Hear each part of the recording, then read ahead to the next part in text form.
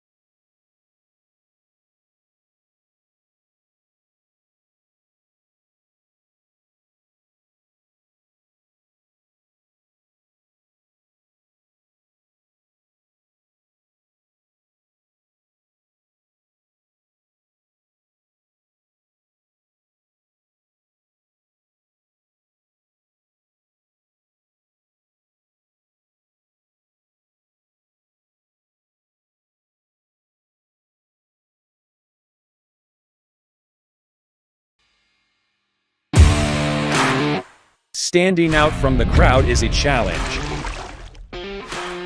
You have the passion, courage, and ambition to do something extraordinary.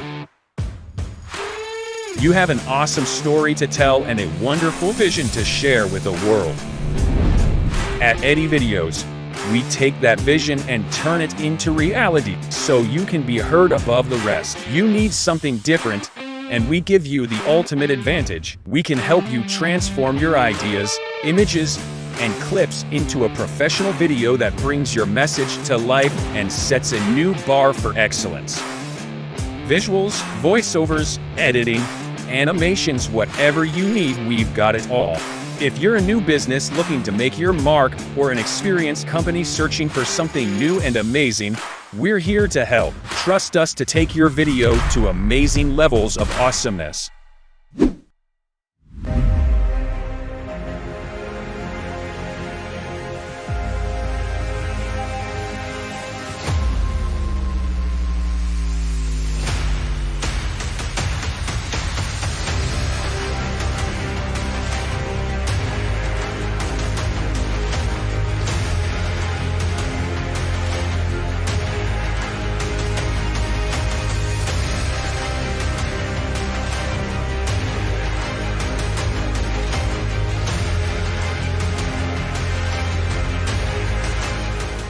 Does he have it? Medeiros is going to get it. They're going to toss it. They haven't got it. He's on the outside line though, going into the fastest corner on the circuit. Surely this can't work. Dominic Ligner has got a sensational run outside line now though for the heavy braking zone. Around the outside goes the Audi R8. Look how much Miller's caught back into play. Exactly. Miller's still slot chopper. He's left on second and change. All of a sudden Miller's back in play. Can Barry do it? Big Barry's going to do it. Big Barry.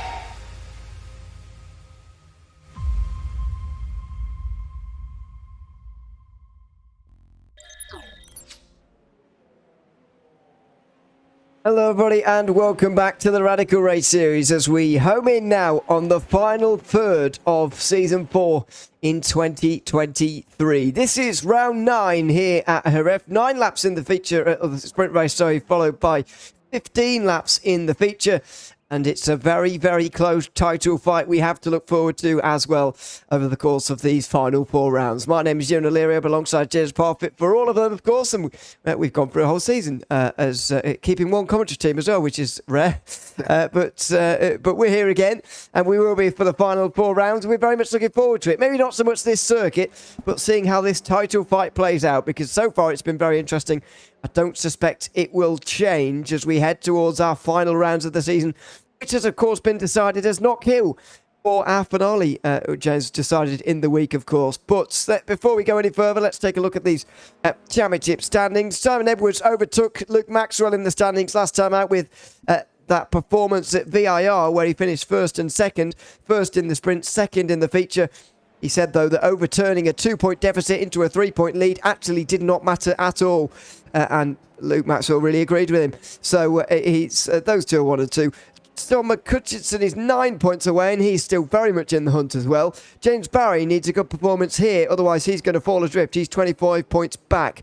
Then it's Paul LeMay and Paul Clark, separated by only 8 points. Mike Booson challenging for that final spot inside the top 5 as well. We've got Paul Clark up there.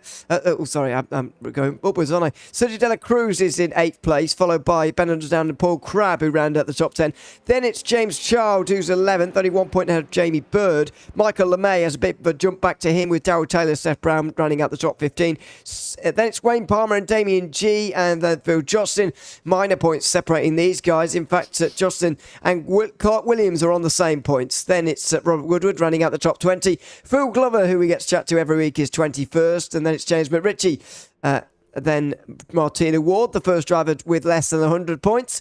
George Gonzaga and Kim Palmer round out the top 25. Graham Brown and Paul Godden are next ahead of David Rodston. Tom Barnett and Andy Thomas are still tied, with Patrick Charlton 31st. Chris Max Davies and Alan Peterson round out the 33 drivers who have scored points so far this season. And only 16 of them are on the grid this time round, James, which we suspect reflects this circuit and how people feel about it. It certainly reflects how we feel about it. Yeah, I'm not a lover of this circuit.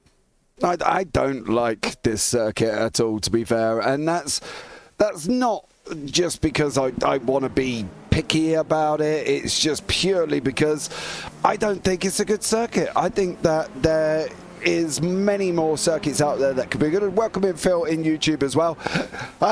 Yeah, not one for me, Jerez, but you know, some drivers might like it, some drivers might not.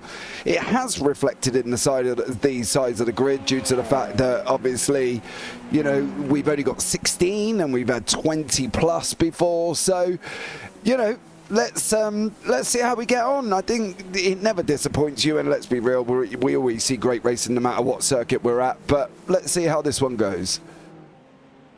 Yeah, let's see, because it's still going to be an interesting round of the championship. We've still got the top 3 contenders here. I haven't actually seen James Barry, I don't think, on the grid today. No. Although I may have just missed him in practice. He is here. Okay, yeah, so he's there. Oh, there we are. So I just missed him. Apologies for that. Top 4 separate by 25 points. You get the feeling that the top 3 are going to be there by the end, but it's an important day for this man, isn't it, really? 25 points away. He can only gain 17 on Simon Edwards in one round, so he needs to get a little bit closer over the next few weeks if he even wants to be there by the final round. But judging by recent form, unfortunately, the last few weeks haven't been going quite as well for Barry as the first 5 did. Yeah, I think it's been a shame. The thing is, he took 3rd in VIR in the sprint race last week, and then the feature, he didn't feature on the podium as such.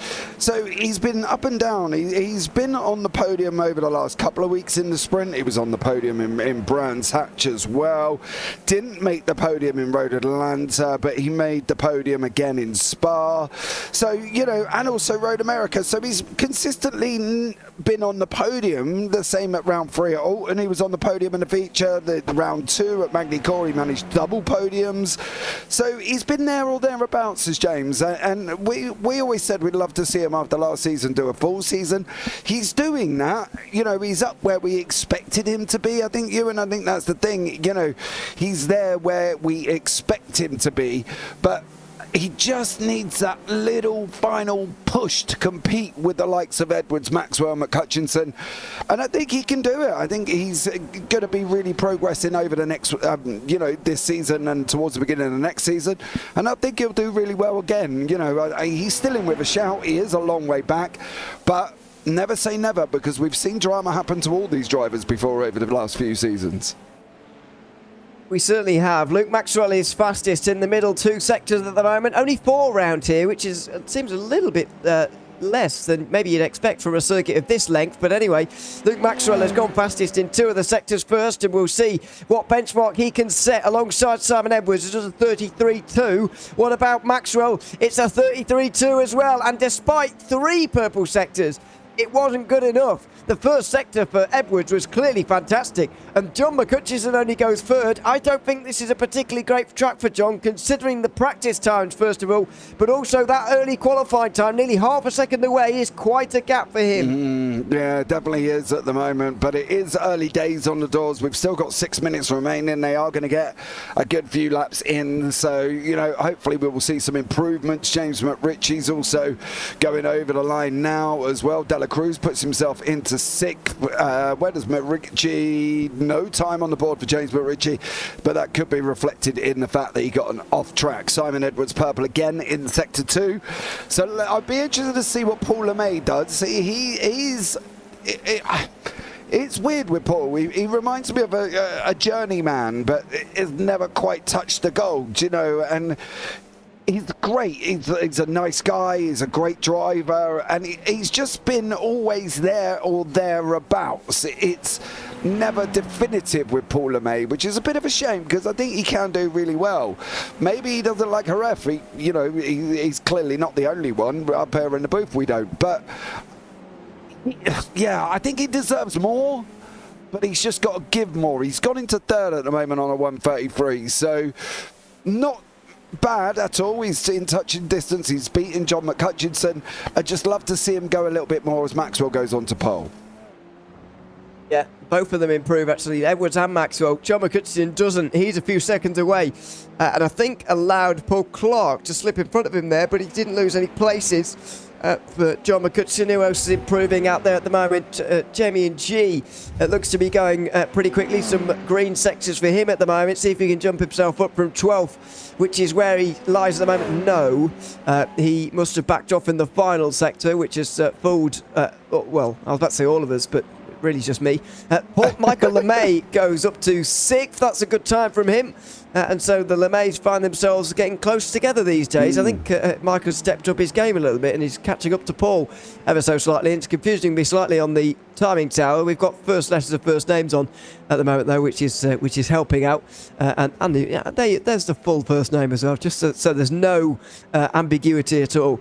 James Barry going all right at the moment. He's 7th for now and will move up to 3rd. That's exactly what he needs. A 33-2 from him, although Simon Edwards going quicker once again. I don't think this is going to be a faster lap time from Luke Maxwell, unless his second sector was absolutely fantastic, but I don't think it was. Simon Edwards is going faster in every single zone of the racetrack at the moment, and surely he's going to take pole as a result of this. Only needs 700ths of a second, and he's going to get more than that, you would imagine.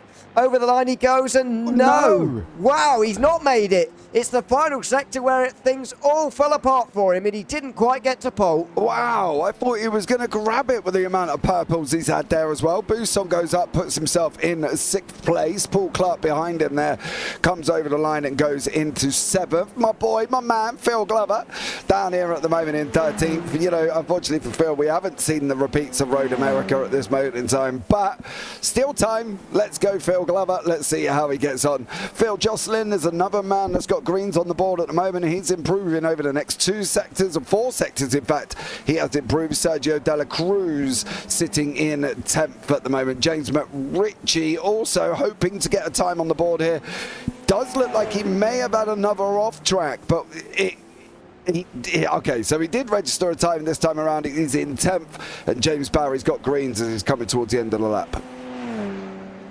See if he can get any closer to the leading 2. He's on the other side of the circuit to those 2, which is kind of leaving him a chance to see what they do before he goes over the line. It will be 2 tenths away this time, but an improvement nevertheless.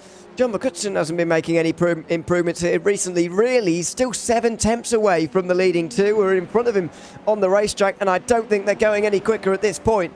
Edwards and Maxwell and McCutcheon actually are going to get one more chance after this one, I would imagine, or one more chance before the checkered flag flies anyway. Simon Edwards won't improve this time around. What about Luke Maxwell as he goes over the line? No, that's not an improvement from him either, although it wasn't very far away. That would have still got him 4th if he was a new entrant onto the board. board as John McCutcheon, speaking of, goes up to third. So that's a bit more like it from him, although still a couple of tenths away, and that might be a worry for the race. Yeah, it may be, but I think from John's point of view, we're never really worried about what John does, because he's always there or thereabouts in the race. He's managed to get in early in qualifying, which is what he said. Clearly, I don't think his bowls went very well if he's got here early. Normally when he's drawing or winning, he's very, very late in, but he was in quite early this week. So unfortunately, maybe he might have taken an L. I don't know on that one. So then, you never know, did we? You know what I mean? Dela Cruz goes into 8th. Wayne Palmer's got some greens. So has Ewan Palmer there as well. One thing I did find out, now give me 2 seconds, I've just got to confirm this. Ewan Palmer is Wayne Palmer's son? Yeah, Ewan is Wayne Palmer's son, and Ewan is only 19. So they are father-son, and Ewan's only 19. Yeah. And, well, you say only 19. It's only a year younger than me. That's not... don't say it like that. But, mate, everybody's younger than me. You know what I mean? Everybody's younger than me. I'm like old enough to be your dad. So, at the end of the day... You're not younger than everyone on this grid, though, are you? Oh, Simon Edwards. Sorry, as we're talking about age, Simon Edwards has gone to the top. And Luke Maxwell hasn't got an answer, neither has John McCutcheon. Doesn't even go to the line to find out whether he has an answer or not. Simon Edwards goes quickest in the final seconds of qualifying by 1/10 of a second. Yeah, he does. He's done an absolutely stellar job, as we were, going off on a complete tangent talking about age there. Coming into the last seconds of qualifying, these guys are not going to get anything over the line. So we can bring you up the grid here, Ewan. Not like us to go on a tangent. Never. Simon Edwards goes on pole position ahead of Luke Maxwell, who was surely fighting him for that race win. John McCutcheon and James Barry on row 2. The top 4 in the championship are the top 4 in qualifying and in the right order as well. Paul LeMay and Mike Bousson are on row 3 ahead of Paul Clark and Sergio Dela Cruz. Michael LeMay and James Ritchie rounding out the top 10. David Beasley and Phil Glover are on row 6. And they are ahead of the next page of people. They're coming, it's coming. Sorry, the button's not working. There you go. Here we go. Wayne Palmer and Ewan Palmer share row 7, with Phil Justin and Damien G sharing row 8. I think that the top 8 or so reflects quite well what this circuit is, though, to be honest. It's a good test of driving ability. There's no flukes around here, and that's shown in the championship standings. The fact that it's almost the same as the top 8 as this grid, to be honest. Yeah, it pretty much is, and it's one of them circuits that you go on to and you sit back and think, okay, let's just try and keep it on track. I think that's probably one of the main things that they've got to try and do here, is keep this on track and try and hold it and finish the race. I think if you can finish the race, that's ideal. That run down into turn 1 is going to be quite long. They're going to have to go for a tight right-hander at the end. So it'll be interesting to see how they all get on. Certainly will. Let's see how it goes in towards turn 1 and the rest as well, as the lights come on for the first time here at Jerez in the Radical Race Series. Simon Edwards starting from the pole position. What's his launch going to be? Well, not that great. Luke Maxwell's going to get almost alongside him, and actually it's pretty even in the end as they even things out in towards turn 1. McCutcheon has to hold off James Barry in towards the first turn as well, but it's a clean start for the first half of the field, and let's hope for the second half as well as they go through turn 2. It's already single file at the front of the field, as you might expect from this circuit. Simon Edwards got a pretty average start, but it was the same as Luke Maxwell, and so he holds on to the position. Unfortunately, not holding on to places is Ewan Palmer, who spins out of turn 3. Yeah, he did. Too much gas there, unfortunately, for young Ewan, and just spun that SR10 round. Not an ideal scenario. Edwards got a bit of a sluggish start, to be fair, which allowed Maxwell to get up alongside him. What Edwards did do, he come directly to the left-hand side to block Maxwell off, but Maxwell did get a little bit of a better start, and that's the thing. He's going to have to try and fight back. You can see here Dela Cruz, Ritchie and Michael LeMay still scrapping it out. They're followed by Phil Glover, Jocelyn Palmer, G. Beasley, and then of course we've got young Ewan Palmer towards the back end. Bousson is trying to chase down Paul LeMay at the moment. This could be an interesting battle here between Mike Bousson and the immovable object, as we know that is Paul LeMay. Yeah, we did see that Michael LeMay get ahead of Sergio De La Cruz there actually as well. Sergio lost a couple of places on the opening lap here, qualified in 8th I think, and has dropped now back to the back end of the top 10. Needs to stay there of course, because that's where the reverse grid is made. Phil Glover getting pretty close to that though at the moment as well. There they are in that little second group if you like, as things will settle down likely in this sprint race very soon, but they're fighting for positions around here is surely going to be fierce, because the difference between 11th and 10th in this race is very large in terms of your starting grid position for the second race of the evening. So, oh no, there it is. Michael LeMay goes for a spin, and clearly turn 3 is claiming some victims. That's 2 in 2 laps now. Yeah, unfortunately for Michael LeMay, same thing. Same thing as Kian Palmer, just too much gas, and around he goes. So we're clearly seeing that turn 3 is causing a bit of a problem here for these guys, and hopefully they will be able to get it out, get it sorted out. That is the view back from Paul LeMay to Mike Bousson. He's opened up a bit of a gap there. Going forward though, that is James Barry in front of us and John McCutcheon. You can see Luke Maxwell's not too far down the road there, bud, and I think it'd be good if Paul LeMay can close up, which he's looking like he will be doing as McCutcheon's run wide. Well, it's not too many gaps that are close at the moment, but McCutcheon certainly is, as he's letting a gap open in front of him. It's James Barry right behind, and he does need these points. Just James Barry, as I mentioned earlier on, needs to get closer than he is right now to the championship lead if he even wants to still be in contention by Knock Hill at the final round. It is, by the way, it did confirm in the week, going to be Knock Hill in reverse for the final round. That was decided by John McCutcheon, which is the luxury that you get being the defending champion. But what a final round that is going to be. 20 laps for the sprint and 33 for the feature. Surely that's an advantage for him going into the final round, but he needs to be a bit closer at the moment, because he's 9 points from Simon Edwards at the moment, and it's going to be 14 by the end of this race if things stay as they are. Yeah, he will be. He unfortunately needs to try and get up there a little bit. He's got to... I don't really know what he's going to do. If you're struggling with the circuit, you're just struggling with the circuit. There's nothing you can do. You've just got to kind of maintain the situation and maintain the points that you can get, being in the position you're in, unfortunately for John. It's a no-brainer. He's just got to maintain what he has got at the moment, Ewan, and that's the thing for John McCutcheon. If he hasn't got the pace, consolidate what you have got. Keep points on the board. Keep yourself within that area. Well, that's all he can do at this point, because as you say, it's not like you can magically get better at the circuit. No. I mean, you do get faster as you go around, and especially, well, depending on how much practice you've done, to be fair. But if you've practiced a lot, then you should be getting better as you go along, but generally you would do, and I reckon that might be the case for John, but even so, it's not great news, as James Barry has had even worse news. He's been overtaken by Paul LeMay, hasn't he? And that seems pretty easy, really. There must have been a mistake there from James Barry, because that seemed too easy for it to be a pass done on merit. It has allowed McCutcheon a load of free track space now, as well, as you might expect. But Barry has gone from challenging for third to back to fifth. Yeah, he has at the moment. I'm just trying to see if there was any incidents for James Barry that caused himself a problem. This is possibly where the situation might have arose from here for James. He did run wide. It's whether or not he's got to slow down for running wide. That's going to allow Paul LeMay to go through on that one. So, you know, for James Barry, he's just got to kind of get his head back, get back in it, and try and close back down again as well. Another man that if you can't go forward, consolidate the positions that you have got, and that's what James Barry has got to do.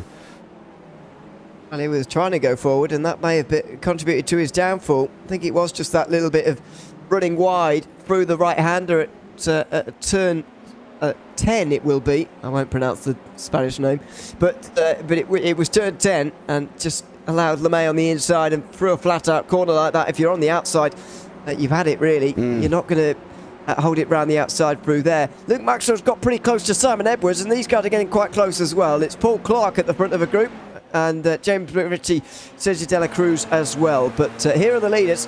Simon Edwards versus Luke Maxwell. Just what is riding on this particular battle at the moment. Luke Maxwell 3 points behind going into today. There's 3 points between first and second in this race. If Maxwell can win with Edwards second, they will be tied going into race 2. What a championship fight we have going on this season. It's Luke Maxwell back in the fight again as well, which he noted to us last week. He was very relieved to be back, and we're relieved to see him back in the championship fight once again as well. After a couple of seasons away, he will look to go one better than he did back in the first season of 2023, where he came as close as 2 laps around the Nordschleife to winning a title that time round.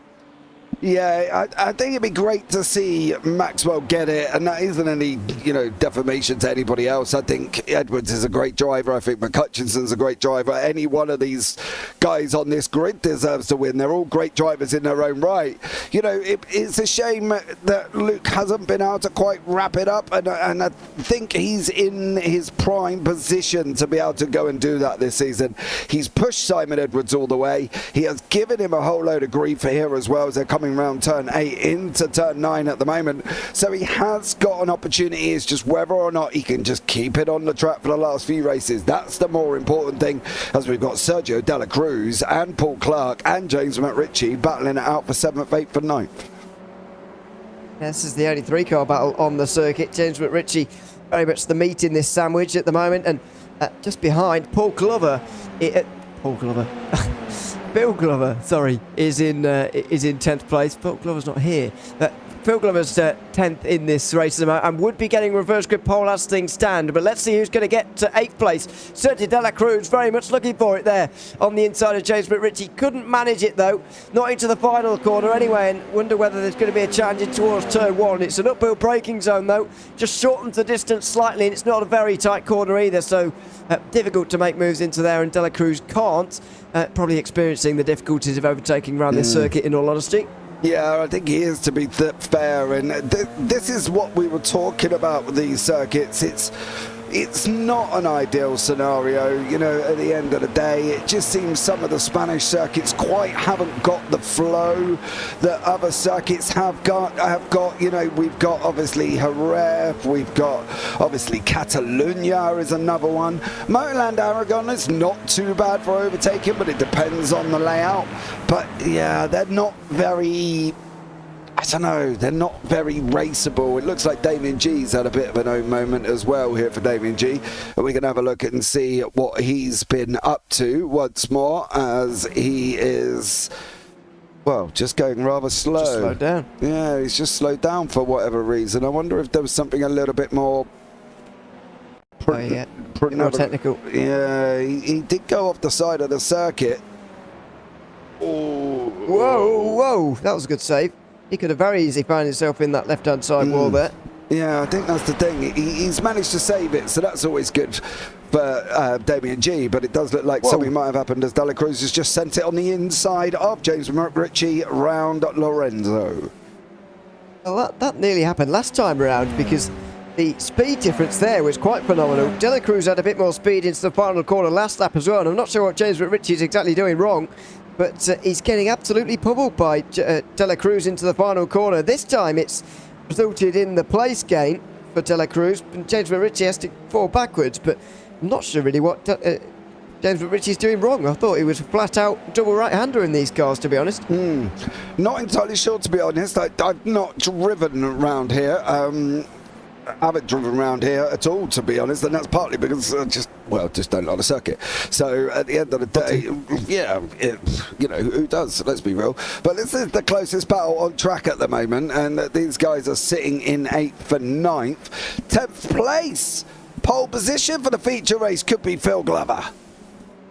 It doesn't often bode well, though. He often does better if he starts last. No, don't tell him that. Well, no, I'm hoping it doesn't become a trend, but do you remember that race at Road America where everybody exploded off the line because he didn't get away? That was him on pole, so I'm hoping that doesn't happen again. I'm sure he'll do better. He very nearly didn't have to worry about it there, because he nearly span out at the hairpin at the bottom of the course, and I just had to lock the brakes up to make sure that he didn't. Hopefully he does hang on to 10th place though, because I would like to see it, but as I say, it doesn't always bode quite so well for Phil Glover. He is 10th for the moment though. Yeah, we've got this last penultimate lap and one more to go. Maxwell's closed right in to Edwards now as well. It's almost like he's got a second bite of the cherry as Luke Maxwell. We dropped back out. He got close again, then dropped back out to half a second. And now Ewan is only about 2 tenths, just 2 tenths back. And he's got a long straightaway from 5 to 6 here running down as well. So he's going to close even more if he can just maintain that speed a little bit longer. It's possible that coming into turn 6 we might see Maxwell taking the lead. And here we go. Edwards is weaving around all over the place. Clearly he's concerned. He moves back to the defensive line, but the weaving on the straight has done him just about enough. And I wonder whether it's a Simon Edwards special again. How much wing has he got on that Radical? I wouldn't imagine very much. Even in a circuit like this, he's certainly got less than Luke Maxwell, and that's going to make him ultra difficult to overtake around here. As if it wasn't hard enough already, Luke Maxwell's task is probably more difficult than anyone else's right now, because Simon Edwards always goes for the low downforce. Yeah, he does. It's normally zero wing or barely, a few clicks. There was once he had a little bit of wing on there as well. But I think for Luke Maxwell, he's going to have a tough job. He's got to try and close up at a certain point and make the move. He can sit behind, but what's he going to get out of it? Second place. Yeah, he'll be ahead in the feature, but it's not going to benefit him in the points kind of scenario. So for him, he's got to try and make that move if he can get anywhere near it. Edwards is not weaving down the straight as we've just gone on to the last lap here as well. Maxwell opens up that corner a lot more than Edwards does there. So hopefully it might be okay. And Maxwell might be able to get him again on that run from 5 to 6, but he's got to get closer. Well, if there was an option to remove that rear wing entirely, then Simon Edwards would take it in our racing, because he just does not put on any downforce to his cars at all. Luke Maxwell will get very close here round the right-hander as he sort of jump uphill slightly round turn 5, then plunge back downhill again towards turn 6, but there's just no way you can get anywhere near Simon Edwards. There he goes to the inside. He sort of aims a defence, but it doesn't really matter. Maxwell's not getting anywhere near him anyway. And is this beginning to become a concern for the rest of the field? Is Simon Edwards beginning to run away with this championship? Because he's 3 points ahead right now. He's about to double his championship lead if he can hold this over Luke Maxwell to the end. He'll have 14 points over McCutcheon and over 30 on James Barry. It's difficult to bring points gaps down when a driver like Simon Edwards is in form like this. And maybe the others will just get a little bit concerned as they enter the final third of what's been a fantastic season here in the Radical Race Series. Final corner for the 5-time champion. It's surely going to be Simon Edwards who wins race 1 at Jerez. It's going to be by the barest of margins at the end, but realistically, Luke Maxwell never looked like overtaking. Simon Edwards had that in hand from a long way out, and he wins in Jerez for the first race. He'll be starting from 10th in the second, of course, but he's doubled his points lead over his main rival. Yeah, he has, and that's the main thing at the moment. You can see Phil Glover is going to come over the line in 10th with Wayne Palmer and Phil Jocelyn right behind him there, with David Beasley behind that and young Kean Palmer and Michael LeMay rounding off the race. So great race. Again, not our normal high-tempoed overtaking battle where they're constantly going at it one after the other, but still we got some little bit of racing, just probably not as much as what we're used to. And good evening, George Gonzaga in YouTube as well. Looking forward to seeing him back next week, because he promised us he would be. He didn't promise us, but he did say that he might be back for Bathurst, so hopefully he is. Simon Edwards wins the race, though, by just around half a second ahead of Luke Maxwell. Then John McCutcheon held off the likes of Paul LeMay and James Barry. Bit of a gap back to Mike Bousson in 6th, who was ahead of Paul Clark and Cindy Dela Cruz. The next group, of course, headed by, James Ritchie was on his own. Then it was Phil Glover ahead of Wayne Palmer and Phil Jocelyn. David Beasley, Kean Palmer and Michael LeMay made it on the lead lap. Damien G had to retire from the race in the end. Now, couldn't see an obvious reason for that, but we supposed it was technical at the time, and I'd imagine that was the reason for his retirement as well. Yeah, I think that could be the reason. As I say, there isn't any definitive word from him. I will go and do some investigating, but let's see what he can come back with. But there wasn't anything, you know what I mean? He went off the side of the circuit and then pulled over and stopped, so I don't really know. I can't really answer that one, but they've only got a couple of minutes before we go into the feature, which will be, of course, 15 laps. So let's see what happens here. Again, with Edwards in 10th and Maxwell in 9th.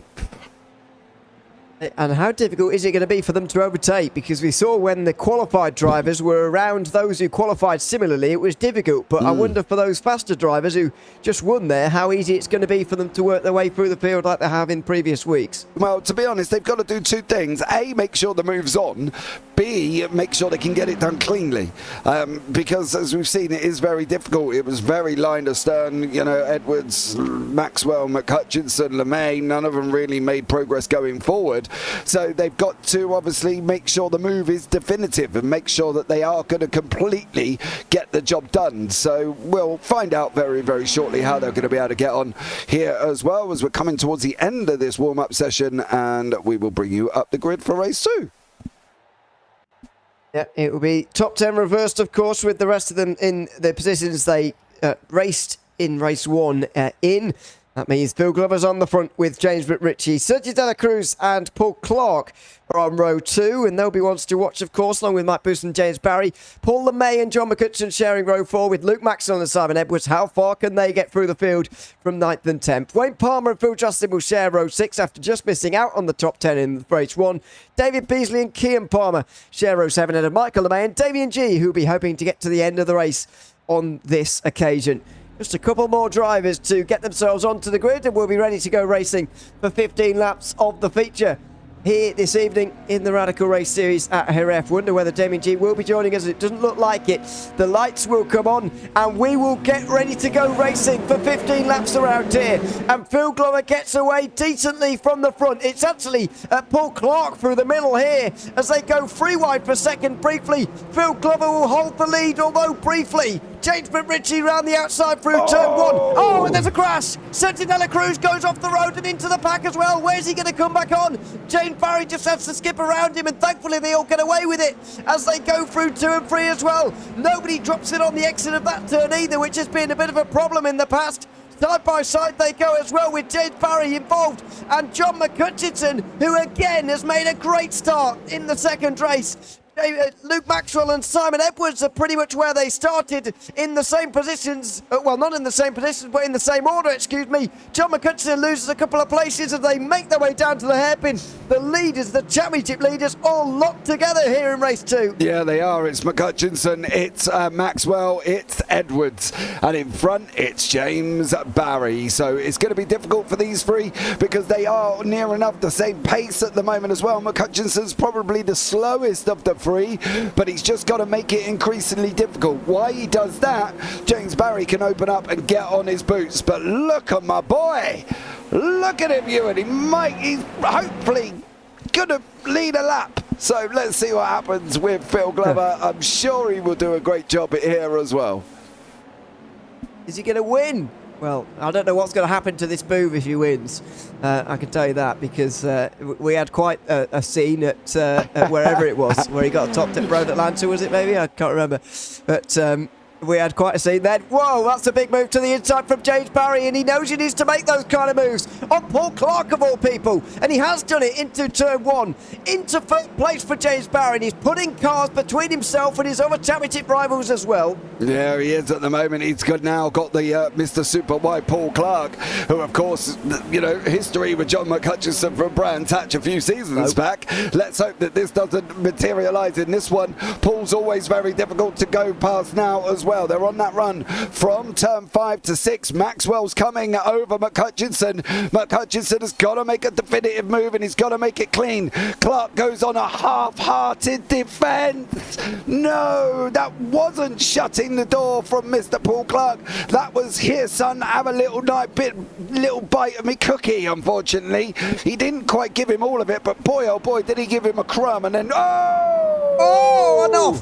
And Clark's goes off the road. I wonder whether that was contact with Maxwell. And if there was, there could be trouble. There was side by side between Maxwell and Edwards after this as well. Just wonder, there must have been contacts. There absolutely has to have been. And unfortunately, Clark has found himself off in the gravel. This will tell us more. Oh, Clark brakes pretty early, in fairness, but even so, That's Maxwell getting into the back of Clark, and all of a sudden he's got Edwards crawling all over him. Has that given Luke Maxwell any damage? Because if it has, it's absolutely disastrous for his race. Yeah, absolutely.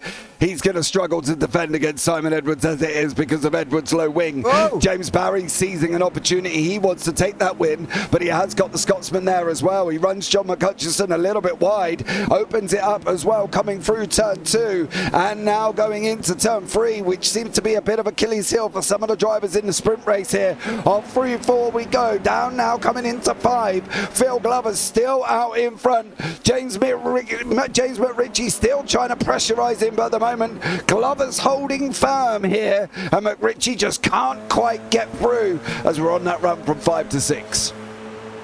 Well, Glover's going to have to defend now, and he puts the car through the middle of the road, but it's not enough for McRitchie, who goes to the inside. And Barry's surely got to capitalise on this as well. John McHutchison too. They're all there at the moment. Luke Maxwell, Simon Edwards. This is absolutely fantastic for the lead in this race at the moment. Still a long way to go in the feature race at Jerez, and the racing right now is absolutely fantastic, I've got to say.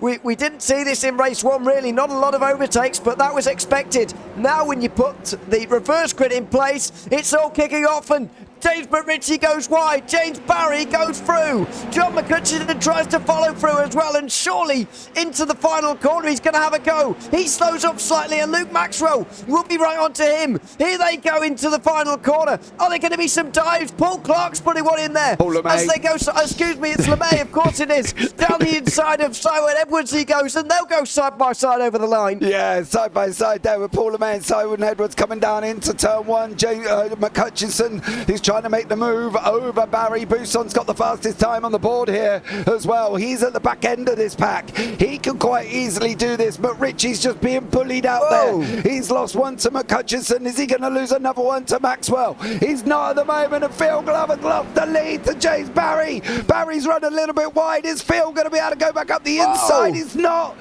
Maxwell's almost off the side of the circuit as well, and he's lost a position to Simon Edwards. So Luke Maxwell now has got to battle hard because he's got Busson, who seems to be a man with a little nitrous oxide in that SL10, rocking it up behind him. But Phil Glover's still trying to defend hard, and he's got John McHutchison right behind him.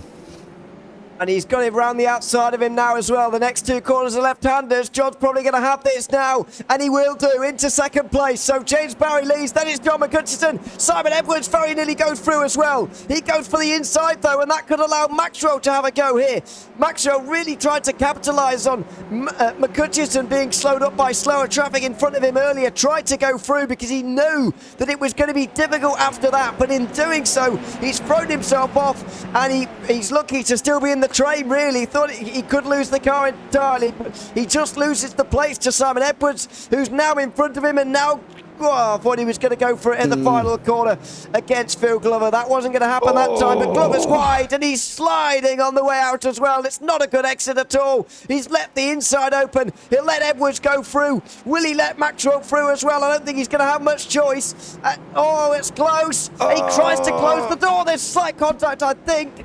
Maxwell was closed down on the inside there, and Booston can't quite get down the inside as well. Glover loses a lot of places in one lap, unfortunately. Yeah, he's all the way down in 8th now as Phil back to battling away with James McRitchie further back. He got loose coming out of the final corner of turn 13 and ended up on the wrong side of the circuit, correcting the slide, of course. But unfortunately for him, at that point, Maxwell was coming, I think, from Glover's situation, and honestly, I don't want to say it, but I think Phil was at a little bit of fault there. Maxwell was already up the inside. There was an overlap, and Phil's off the side of the circuit now. I think he's just trying way too hard here as Kean Palmer, Michael LeMay and Phil Jocelyn have a nice little battle down the back end of the grid.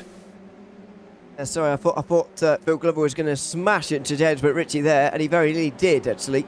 But thankfully, that wasn't too bad at all. And they all missed each other, which was a good thing. Phil Glover ends up in 8th place now, with Palmer just behind, and then it is Paul Clark, that'd be Wayne Palmer, in 9th place. Then Paul Clark, who slipped to 10th, although he's climbing places again, I suppose, and probably get 8th from this one, I'd imagine, in this race. But that was a frantic 5 laps, it's got to be said. But now what happens? the championship four, if you'll call them, the four still involved realistically for this championship, are now the top four.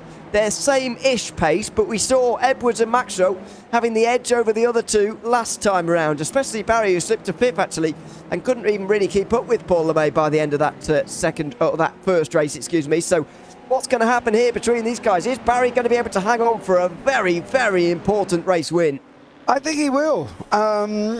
He's been...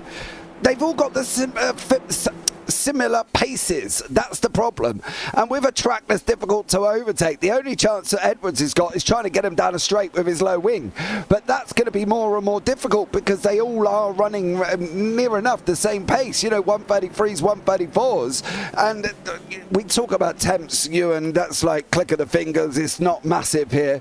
But the only one that really is looking like he's going to make an improvement could be Edwards over McCutcheon. McCutcheon struggled at a rev. I don't know if he just doesn't like the circuit or what the situation is, but he has struggled here, and now Edwards has got a great opportunity to make his move going forward because he is quick, and that's, let's see what happens as we go in. We've still got 9 to go, so anything could happen over the next 9.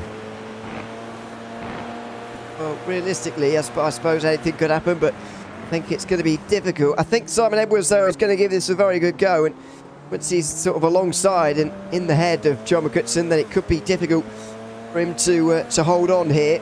He's lost 5 points to him in the first race, and this would only be a gain of 4, so he would still lose on the day again, and the championship margin would go up to 10 points between the two. Simon Edwards holding on to the lead as things stand. He would also put another few points into Luke Maxwell, another 3 points, so he would put another 3 points in to go from 3 to 9 in one day. So it's looking like a good day for Simon Edwards. Even if things stay as they are, he's going to have 9 points over Maxwell, 10 over McCutcheon, and certainly more over James Barry, although maybe just shy of 30 over James Barry at this point. Now there's going to be a big battle here between the two of them as they go for this. 8 titles between them, and Maxwell McCutcheon on the inside defends well through the first bit, but Edwards has absolutely sold him the dummy there. Too late on the brakes from McCutcheon. Edwards comes back in him and into second place. Yeah, he was... I don't want to say John was mirror driving because that's something that he probably will never do, but by missing your braking point, it sent him in deep into that corner, and Edwards has just said thank you very much. The problem is now you can see in the way that John's driving, he's all a little bit raggedy on the edge. This is the William Wallace of the SR10. This is the man from Scotland who prides himself on great driving at the moment, and it looks like he's in his own head, and that's the problem. He's just got to do what he did over the first 7 laps, start climbing this gap back, start getting back onto the back of Edwards. Don't worry about Maxwell, go forward. But as we know from the sprint race here, Ewan, John was the slowest of the 3, so it's going to be a little bit harder for him to keep up with Edwards when he just hasn't got the pace. So let's see what happens here as we're on to lap 8, going round turn 2 on their way round into 3. It's a struggle for John McCutcheon at the moment. Is this the day, though, that Simon Edwards is putting his foot down as the real title pretender in this title race this season? It's the one involving the most we've seen, really, since season 1 of 2023. We've had 6 months since we've seen a title fight quite like this, even though we have had title fights in all 4 seasons. I think in all 3 of the seasons so far, it's gone down to the final day, has it not? So far this season, maybe with the exception of last season. I think it was just last season over the last 4, I think. Just last season, yeah, I think so. Where we've not seen that. We certainly got a finale at the Northside for season 1. We got a finale at Le Mans for season 2, of course, and at Mosport we didn't really, did we? No.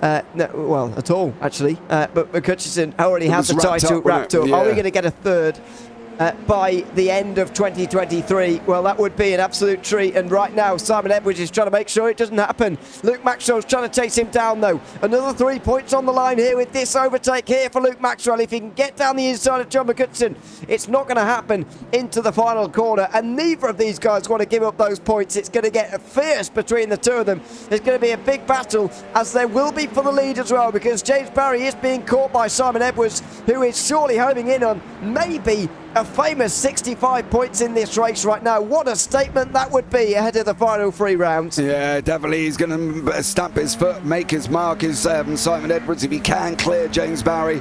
He's pulled the gap down from about 1.5 at the moment to where it is now. So for him, he's got to be able to have a good go. He has got the pace here. He just looks like he's hooked this circuit up. And it's a shame for everybody else who kind of hasn't. They just haven't been able to hook it up. And this has been a great race for Simon Edwards. I think he could do really well, and I think it's looking like he's a possible shoe-in to get this on that run now, round 7 and 8, and he is pressurising James Barry. Barry's just got to keep his head, you know, he's got to make sure he stays within it, and he's got to just drive within his capabilities. Don't overdrive that car, because otherwise you could be putting yourself in even more trouble. Very much could be, although he might have gone slightly wide there into turn 9. That Maxwell's gone slightly wide into 10, so it's going to even out. Maxwell's not going to be anywhere near close enough for a move here. It will mean the next couple of corners are a little bit less stressful for him, a little bit less dirty air, easily flat out in these cars. As we go back to have a look at some of the others in these in the race at the moment. Heading this train is Paul Clark, as you might expect. Wayne Palmer in there as well. Let's have a look at what happened earlier on to James Ritchie. Oh dear, that was all sorts of understeer there. Oh, and a spin as well. Oh dear. Well, he was on for a good result, and that's it for James Ritchie. Clearly not enjoying this circuit, and that's quite abrupt end to his day. One that, yeah, nearly ended up with him leading earlier on. Yeah, it definitely did as well. It's been a bit of a rough night for McRitchie, as it has been for Damien G there as well. Jamie Bird in YouTube, go for it. Phil, Richard Woodward. Yeah, that's right, Robert Woodward. Sorry, Mitch Hutchinson isn't winning. That's illegal. Yeah, he hasn't got the pace here, mate. He hasn't got the pace at Jerez. He was the slowest of the 3 in the first race, or the 4, sorry. There's your 4 championship protagonist there on your screen right now.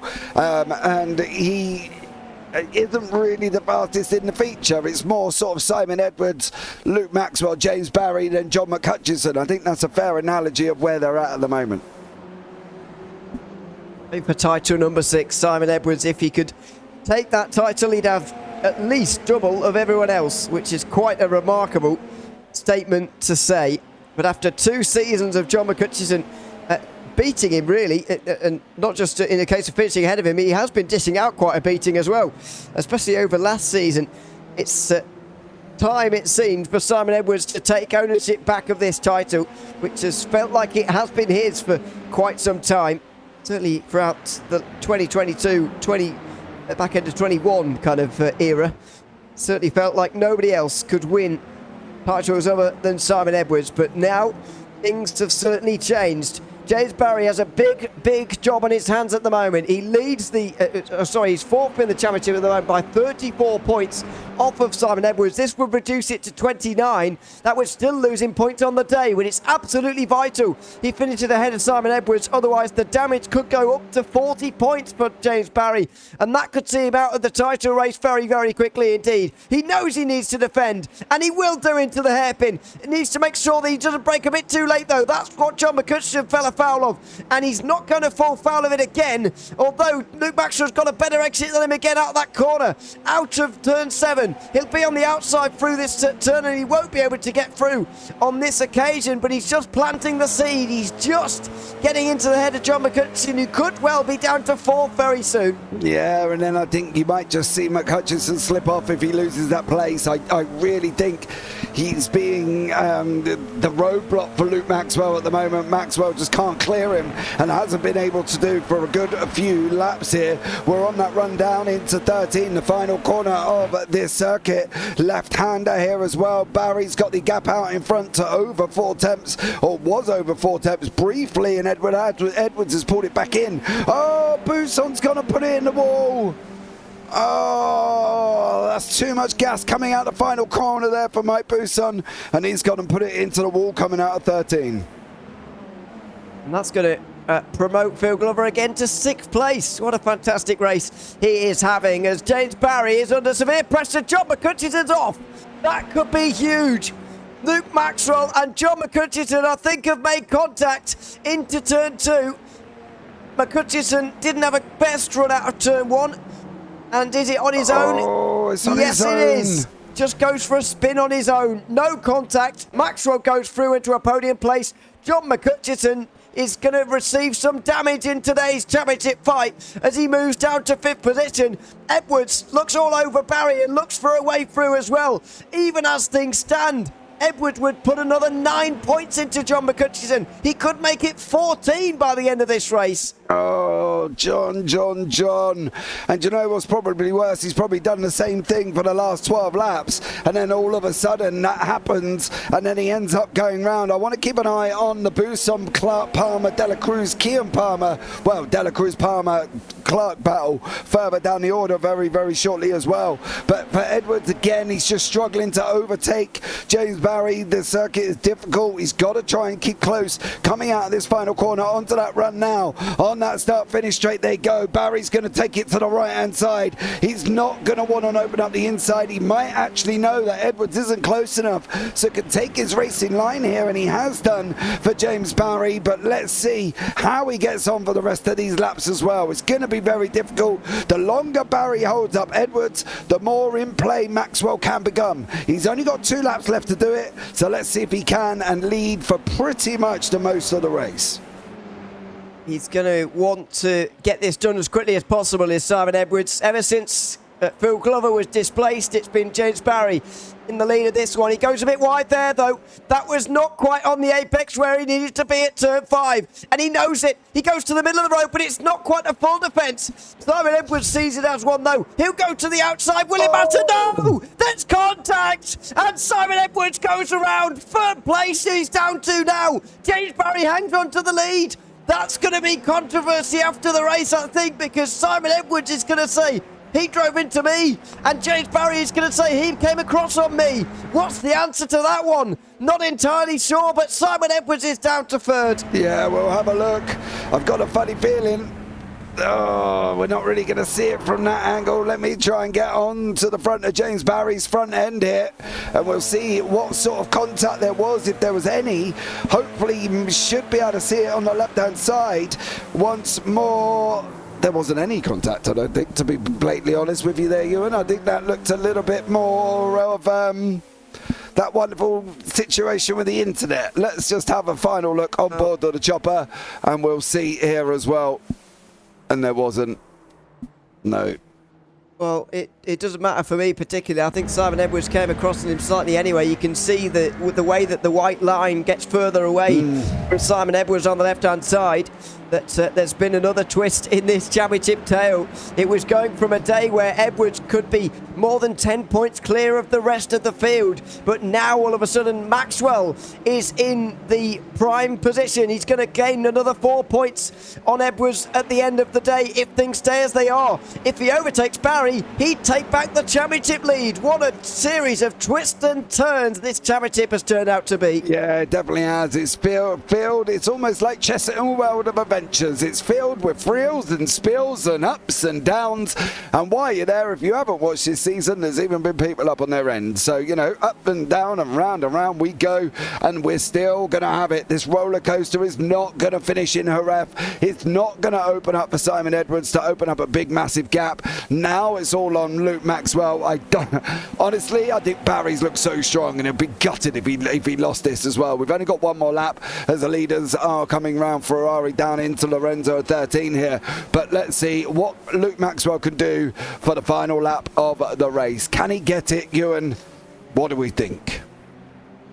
I think he's going to give this an absolute go, and James Barry's exit off the final corner there wasn't so good. These two are absolutely going to want this race win right here, and of course, why wouldn't you in some cases, but it's even more important at this end of the championship. James Barry would reduce his deficit back to 25 points. He'd effectively be back where he started at the start of the day in comparison to Simon Edwards. If Maxwell was to win, though, he would take the championship lead by 3 points at the end of the day. That was was a slight bit of a slide from James Barry. Is he going to be tighter to the apex this time than he was in this last defence of Simon Edwards? Well, not really. I think Maxwell's line was slightly better, and Barry knows it. As he goes on to the final lap, will Maxwell go to the outside or the inside? He's going to choose the same line as Simon Edwards, but with what outcome? It's later on the brakes. He's further alongside, and he knows that the next two corners go to the left, and Luke Maxwell's going to take the win here. He's going to take the lead at the very least, and James Barry's going to have almost no time to respond.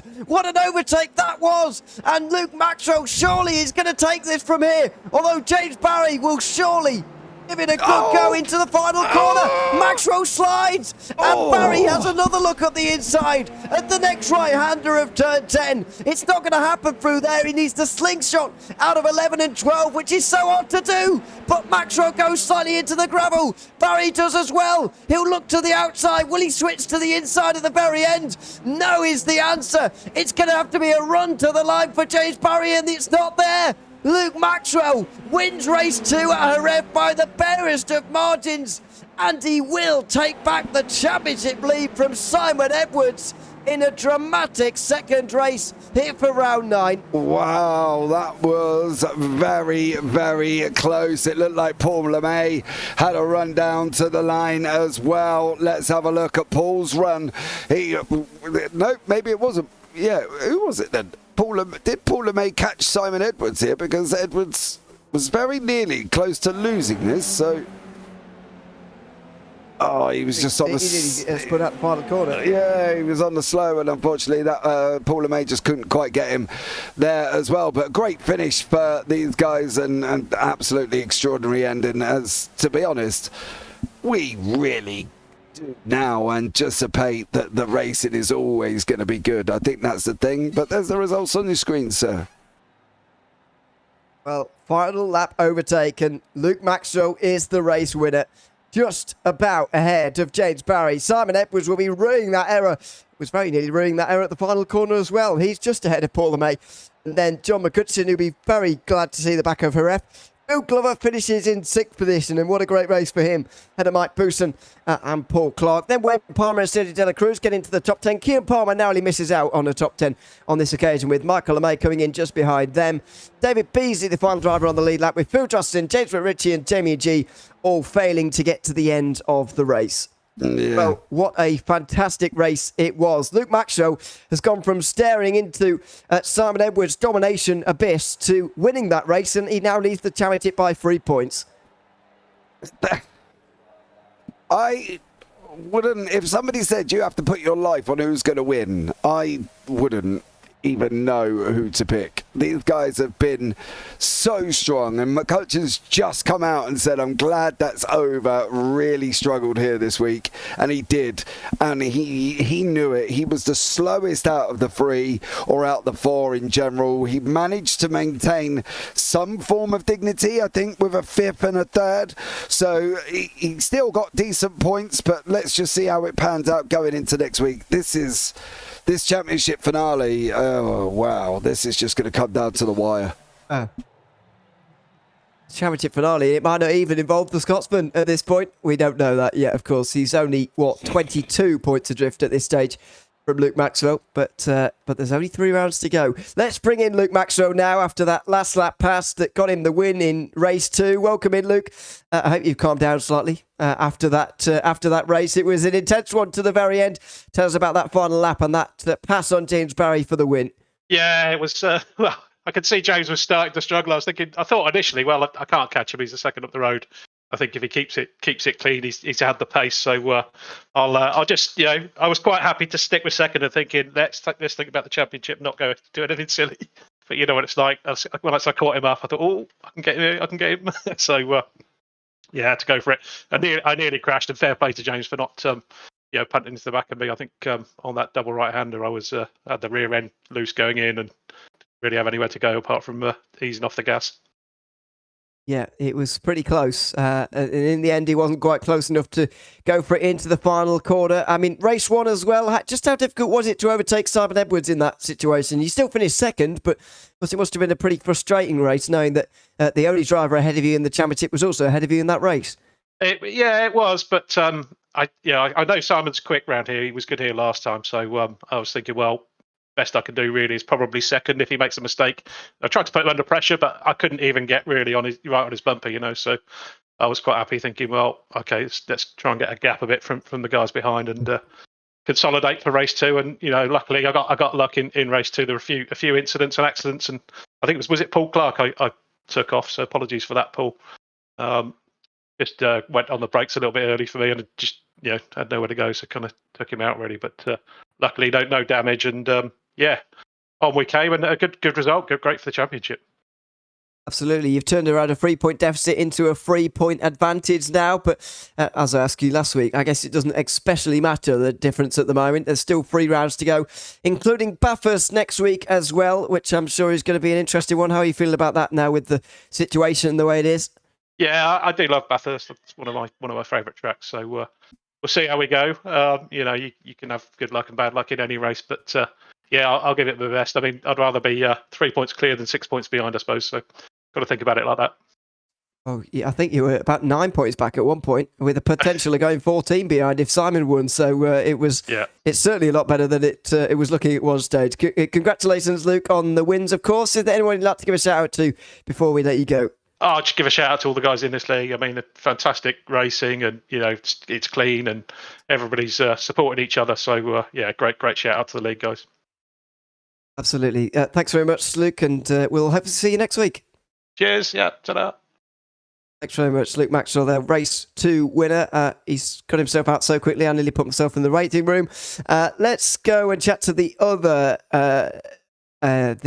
race winner from tonight, Simon Edwards, who also joins us now. Welcome in, Simon. Good to have you with us as well. How are you feeling after race 2 there? Finishing 3rd in the end. You must be a little bit frustrated with the outcome of that one. What's your view on the incident between yourself and James Barry? Yeah, it was always going to be a risk trying to go out on the outside there, and I had to trust that the other car was going to stay close to the apex. I think James just braked in a straight line longer than I would have done in that position. So caught his front end. It's as simple as that, really. And then I couldn't get the tyre temperature under control, and it nearly cost me 3rd place as well. Yes. Yeah, I saw that. So that was purely tyre temperature. That wasn't a problem in any other laps. I did notice a few people having difficulties getting on the power. A lot of out of corner on power spins today. You're just putting that down to temperature. I don't know about the other people, but certainly in that last couple of laps, I just couldn't. I tried to push to see if I could get close on the last lap, and then I just pushed too hard, and I was already struggling with the tyre temperature after that half spin. Well, makes sense. Let's go to happier times and race 1, where you, of course, took the victory. Did it feel like because it felt like, from our perspective, Luke was, really going to struggle to get through, and I personally didn't think for a second that you were going to lose that race. Is that how it felt to you? Yeah, until I hit the gravel in the second to last corner, and then I thought I'd ruined it. But I felt I could get out of the fast corner onto the back straight better than most people. So I had a different line. I don't know if you noticed that. So I thought, and that's why I thought I could reasonably safely attack down that back straight as well, from the same corner. But never mind. To be fair, a lot of people seem to have a different line around that corner. Did you have particularly low downforce compared to the others, or were we just imagining that? I had max downforce. Oh, okay. I think we were clearly imagining. Yeah, I think I was just carrying more corner speed. Okay. I just had a very, let's say, light rear end in terms of its mechanical grip. Yeah. Just to get that centre turn through the fast corners. Okay, well, don't listen to our commentary then, because we got it wrong. In that case, we thought you were going for a bit less downforce, but you're probably right. Now you've explained it, that you probably had just a bit more corner speed through where it mattered, let's say. Is there anyone you'd like to give a shout out to, Simon, before we let you go this evening? I can't think of anybody specific, so I'll give you guys a call out as usual. Doing your excellent job. Thanks very much. It's a pleasure to be here once again. Simon, congratulations on the double podium after all, first to the third here tonight, and we look forward to seeing you next week. Yep, see you then. We will do. See you then. Simon Edwards, a first and a third here tonight at Jerez. Let's go to another podium driver in race 2, James Barry, with a second and a fifth at the end of the day. James, welcome in. Good to speak to you again. Race 2 will start with, passed on the last lap by Luke Maxwell. Is there anything you wish you'd done differently now that obviously hindsight's a wonderful thing, but looking back, is there anything that you would change going forward now? Well, I mean, it's not stuff we can change, but it's just 1 or 2 corners where I run a bit wide and I let Luke close the gap. I think I had him like over a second behind with 2 or 3 laps left, and then I just made one tiny mistake and he gets right into the slipstream and then you're at his mercy. So. It's very. Is that what it felt like to you guys in the car? Because it felt to us as if it was going to be a struggle anyway in terms of overtaking around here, because it seemed to be relatively difficult. But did it feel maybe a little bit easier in the car to be past and get past other people? No, I think you do have to rely on mistakes, because there's twisty bits where it's quite easy to defend, and if you can just get a good run onto the straights, then you can defend. And I think you saw with my battle with Simon, I was able to defend from him for the most part until our incident. So, yeah, you could defend here for sure. And now you are 33 points behind Maxwell in the championship, 30 behind Edwards. Are you still counting yourself as involved in this race for the championship here this season? How are you approaching the last 3 rounds? I'd say hopeful, but I'm not counting on anything. I mean, anything can happen, but it's probably, I'm going to be realistic, it's probably not going to happen this season. So, yeah, that's okay. Anything can happen, as you say. We're going to Bathurst, Mosport and Knockhill, which are 3 of the wackiest circuits to end off a season ever. So, well, not ever maybe, but pretty odd. So you do never know what will happen. Is there anyone you'd like to give a shout out to, James, before we let you go? Shout out Luke, because he's the one who's always picking up the pieces and taking wins away from me. Not just here, but in officials as well. So he did a great job. I didn't realise you'd been bumping into him in officials. That would be quite frustrating, though. I wouldn't be pleased to see him. Anyway, thanks very much for coming to chat to us, James. Congratulations on second in race 2 and, of course, top 5 in race 1 as well. And hopefully we'll see you next week. Yeah, cheers. I see you. Cheers. See you later, James Barry there. Chat to us at the end of the races here at Jerez tonight. Let's bring in John McCutcheon now as well, who didn't have such a good time by his own admission here tonight. Welcome in, John. Good to have you with us. Jerez, not your favourite circuit, I take it, after tonight? No, I struggled on it today. Had a couple of practice sessions for the week and struggled. So that's kind of expected what happened tonight to happen. And what about the spin for yourself as well through turn 2? I mean, as James said in commentary, you know, it's one of those incidents, it looked like to us anyway, where you'd enter that corner the same way 11 times and then on the 12th time it would just let go on you. Is that what it was like for you? Yeah, they kept doing it in practice as well. It was almost you go in sometimes and there's no grip at all on the rear, and it just floated round, and that happened during the race. So something wrong with the corner, not me. There's something wrong with about 15 of the corners around it.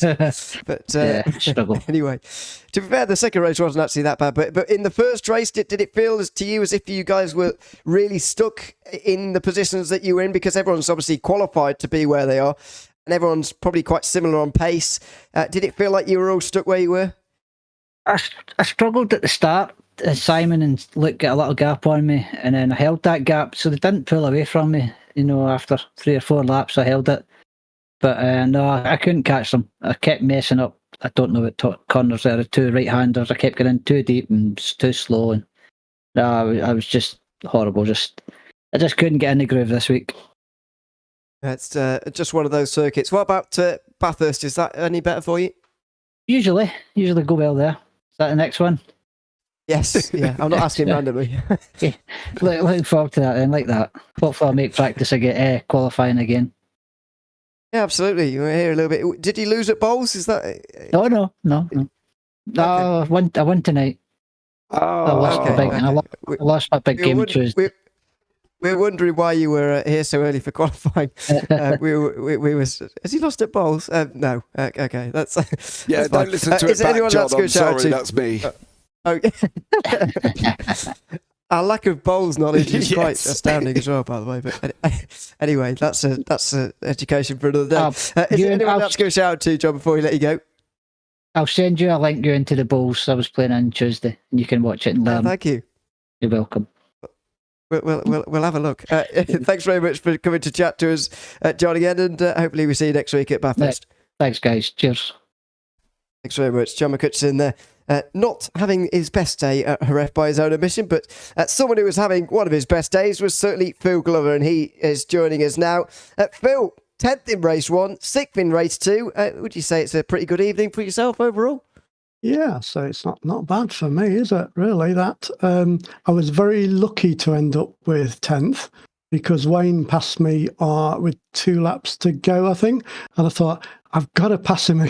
I need that 10th position, so I managed to get past him on the last lap, I think. So that was quite. It was a do or die, but I don't think I forced him off or anything. I just managed to get past. So I think he was. I think he gave me a bit more chance than perhaps maybe he should have done. Anyway, so yeah, and then normally when I'm first on the grid, if you cast your mind back, I normally have an horrendous start and lose about 8 or 9 places on turn 1, and then get to the back by turn 2. So I know I was backing up the crowd a little bit, and then I was pulling away. And then they were catching up again. And then I made a couple of mistakes. I think, when did they come past? Maybe about lap 3 or something? Yeah, I thought it was a bit later than that, actually. I was going to say lap 5. But, I thought it was about 5 I can't remember, as to be well. honest with you. Yeah, I thought you went quite deep into the race. I was going to ask, because we did bring that up in commentary. I did say, it normally isn't a good sign if Phil Glover starts from pole. It normally does better starting from not back. pole. Yeah. But in the end, you did get away well this time. Did you specifically do anything different, or did it just go well this time? I think it just went well. Kudos to Simon.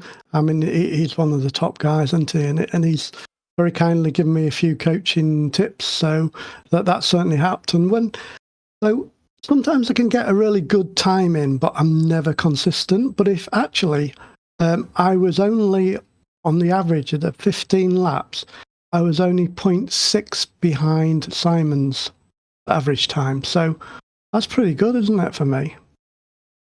Absolutely. It was a very good evening for yourself, Phil. What about next week at Bathurst? Are we going to see a repeat?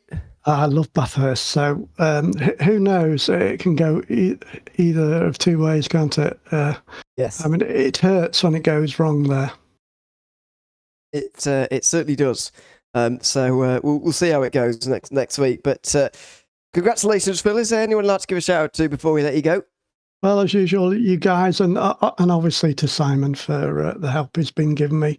So thanks very much. I look forward to seeing you down under. Yes, as it were. Thanks very much for coming to chat to us, Phil, and we will see you next week. Yeah, cheers, guys. Bye. Bye. All right, see you later. Phil Glover, 2 top 10s here tonight at Jerez, and what an evening he's had. What an evening we've had in the end. First race was obviously a little bit, as I said to... I think I said to John, didn't I? Everyone felt stuck where they were, especially at the front of the field. But in the second race, that certainly wasn't the case. And we got a last lap pass for the win as well. We can't ask for much more than that around a circuit that is traditionally, well, probably the hardest circuit to overtake on this calendar.